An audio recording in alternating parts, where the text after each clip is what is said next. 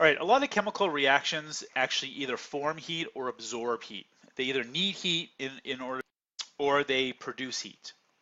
All right, and these processes are called either endo or exothermic reactions. So in this case, and what people do is they will actually show it as one of the reactants or as one of the products.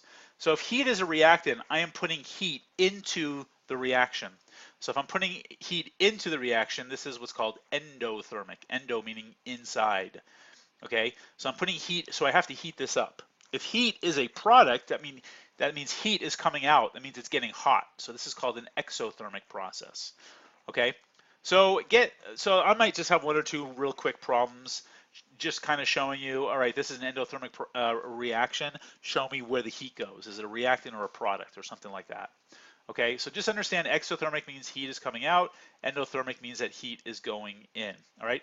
Perfect real life example of this is hand warmers, all right, or ones where they cool down. You can have a warmer or ones that cool down. Ones that cool down, I believe it's ammonium nitrate. Ammonium nitrate is the salt. So you kind of have these.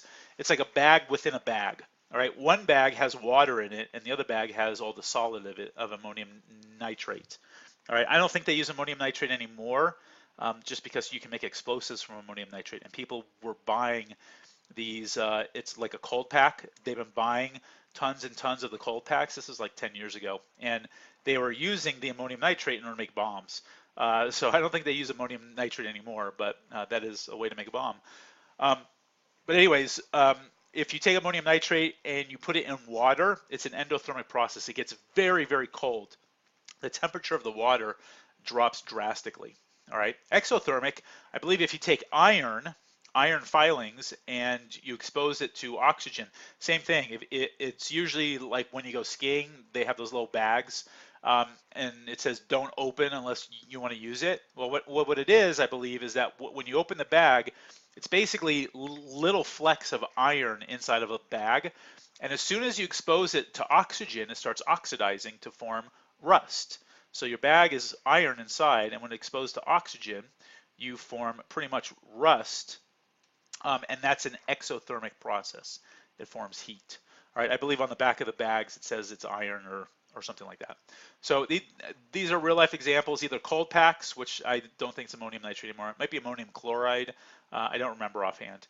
And then those hot packs is, I believe, some sort of iron. I believe it's just iron metal. And when exposed to oxygen, it oxidizes and it heats up. All right. 10.6, I am going to keep this up to you. This is how your book kind of does these little diagrams to kind of help you try to figure out if it's going to be a precipitation reaction, acid-base, or a redox by going through this. Okay, I feel like if you understand how to do it, you're already doing this in your head.